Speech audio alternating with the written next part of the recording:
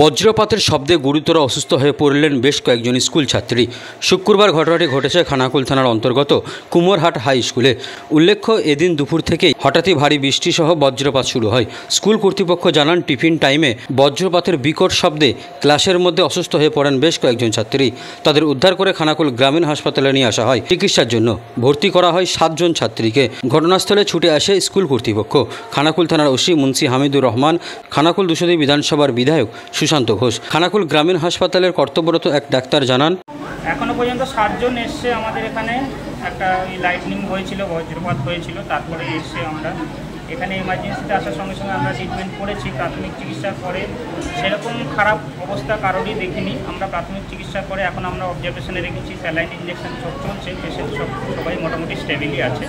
তবুও আমরা আরও কিছুটা সময় অবজারভেশনে রাখছি। এখনও পর্যন্ত আমাদের যে রেফার করতে হবে এরকম কোনো কন্ডিশন কোনো পেশেন্টের আসেনি। প্রত্যেকটি স্টেবল আছে। কতজন আছে? 7 জন।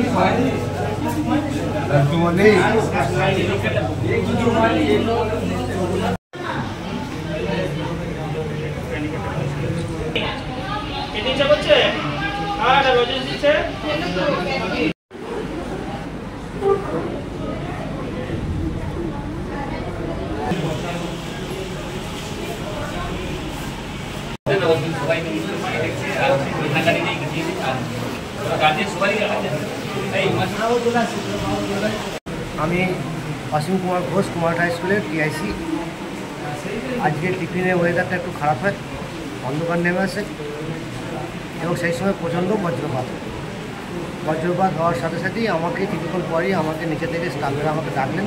আমি গেলাম এবং শুনলাম মেয়েরা এরকম খুব চিৎকার চেঁচামেচি করছে।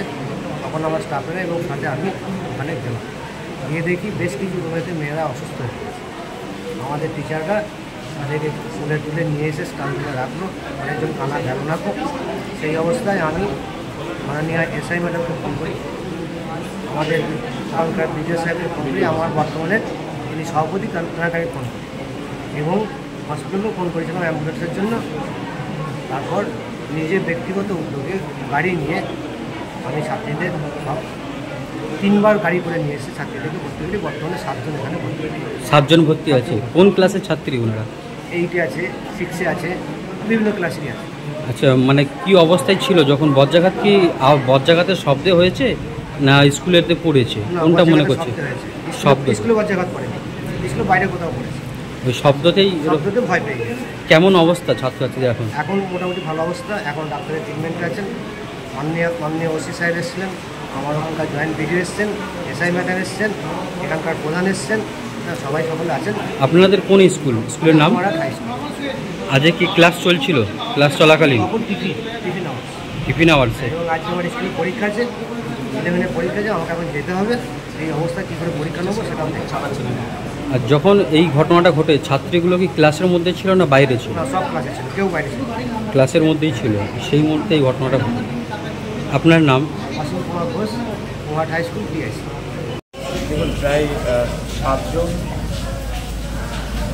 স্কুল শিশু 7-8-এ পড়ে মেয়েরা অসুস্থ হয়ে গেছে। তো বজ্রপাত হয়েছে, নালার ধারে ছিল ওরা।